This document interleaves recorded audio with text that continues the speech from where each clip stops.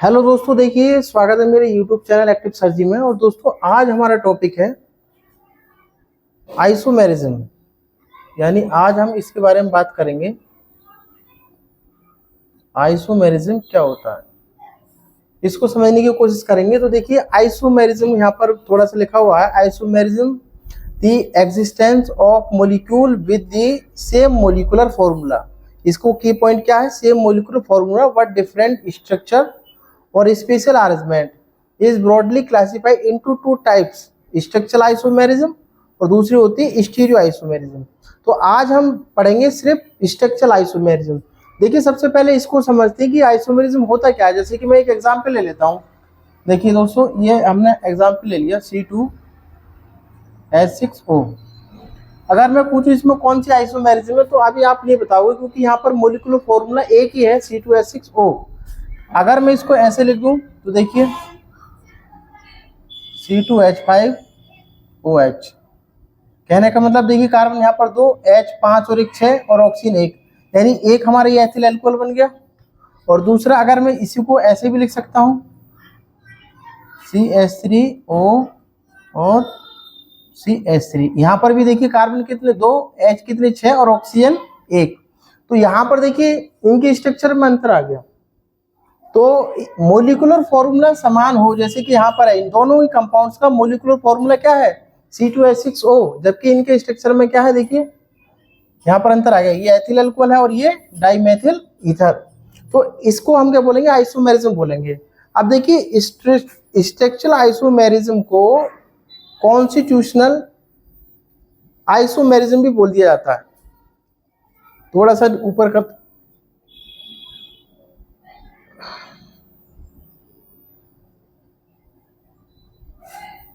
अभी थोड़ा सा ऊपर करके जिसको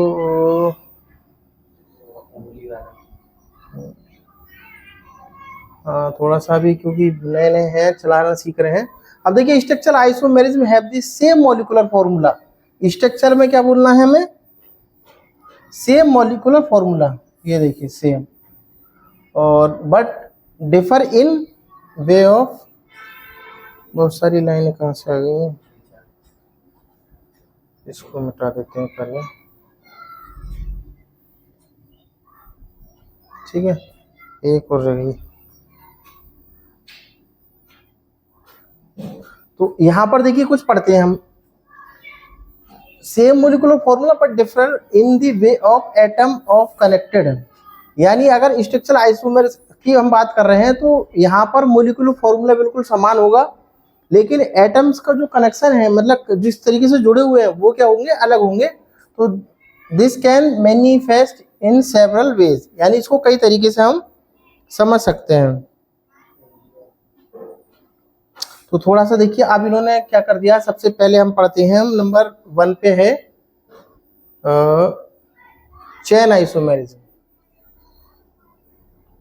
जो लाइन ऊपर खिंच जाती है वही नीचे जाती है बार बार थोड़ा। सबसे पहला क्या है हमारा, चेन आइसोमेरिज्म।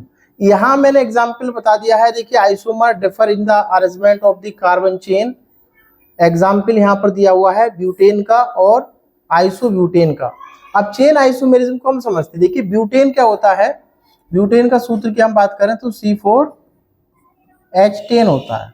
अब इन्होंने दो तरीके से इसको लिखा है, एक तो है ब्यूटेन, तो ब्यूटेन को कैसे लिख सकता हूं मैं, ऐसे CH3 CH2 CH2 और CH3। काउंटिंग कर लीजिए, कार्बन कितने 1 2 3 4 और हाइड्रोजन कितने 3 2 5 7 और 3 10, यानी यही मॉलिक्यूलर फॉर्मूला बनेगा। अब इसका दूसरा क्या है, आइसोब्यूटेन।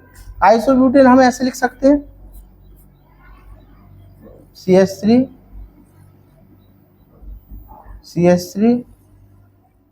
CH3 और H। यहाँ भी काउंटिंग कर लीजिए, कार्बन कितने 1 2 3 4 और हाइड्रोजन कितने 3 9 और 1 10, यानी दोनों का अणु सूत्र तो C4H10 है, लेकिन यहाँ पर देखिए किसमें अंतर आ गया, इनके चेन में अंतर आ गया, इसीलिए इसको बोला गया है चेन आइसोमेरिज्म। यहाँ पर कार्बन की जो चेन है उसमें डिफरेंस आ गया, इसलिए इसको बोला गया है चेन आइसोमेरिज्म। समझ में आ गया। अब दूसरे नंबर 2 पे हम बात करते हैं दोस्तों, पोजीशन आइसोमेरिज्म क्या होती है।